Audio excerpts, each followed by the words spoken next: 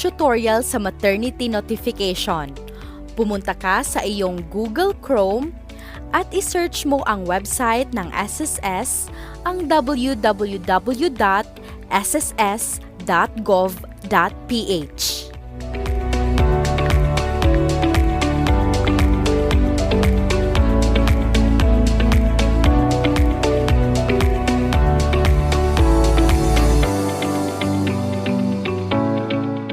Pindutin ang I'm not a robot at iselect ang magkakaparehong pictures bago pindutin ang submit.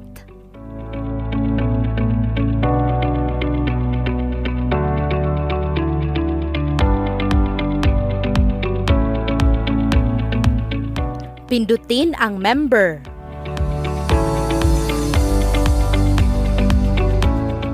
Ilagay ang iyong user ID at password bago pindutin ang I'm not a robot at submit.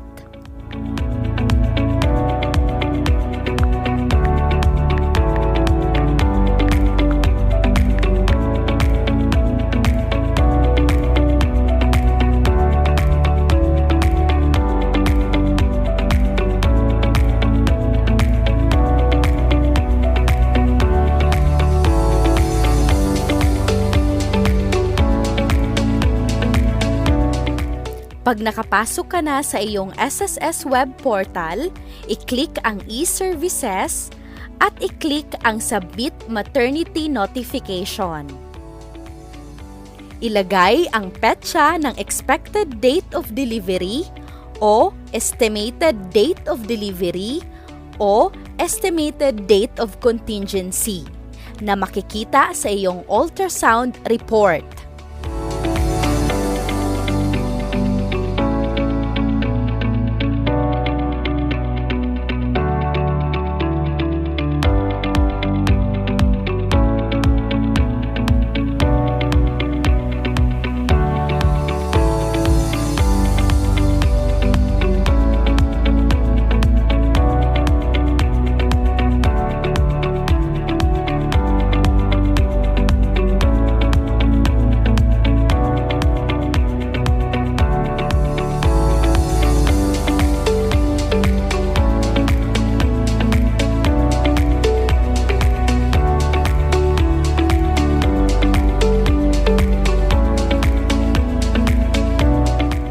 Paalala na iba-iba ang binibigay na maternity leave depende sa type of delivery.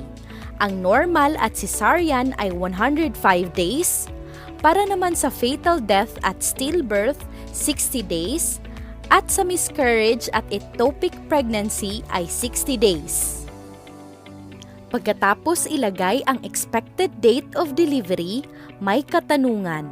Do you want to allocate a portion of your maternity leave credits?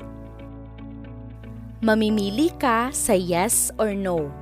Ang ibig sabihin ng yes ay pumapayag ka na ibigay o i-allocate ang 1 hanggang 7 days ng iyong maternity leave credits sa tatay ng iyong anak o sa iyong caregiver. Kailangan po na sila ay SSS member.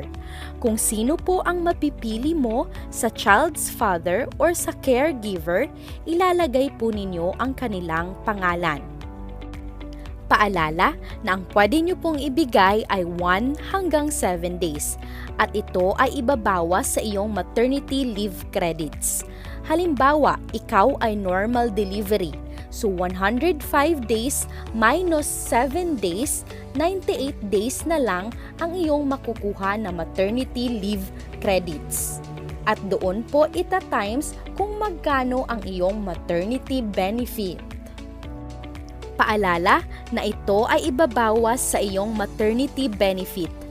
Kung employed ka, ang employer ang magbibigay ng amount of benefit sa child's father o sa alternate caregiver. Kung ayaw mo naman na may ibabawas sa iyong maternity benefit, ang isagot mo ay no. I want to avail the full SSS maternity benefit. Ibig sabihin, ibibigay sa iyo ng buo ang iyong SSS maternity benefit. Pagkatapos mong sagutan ng yes or no, i-click ang Submit. Pagkatapos i-click ang Submit, ito na ang sagot ng SSS. You have successfully submitted your maternity notification. Paalala na pagkatapos mong manganak, ang ipapasa mo naman sa SSS ay ang MAT-2 o Maternity Reimbursement. Tandaan na pag employed ka, ang iyong employer ang magpapasa ng iyong maternity benefit application online.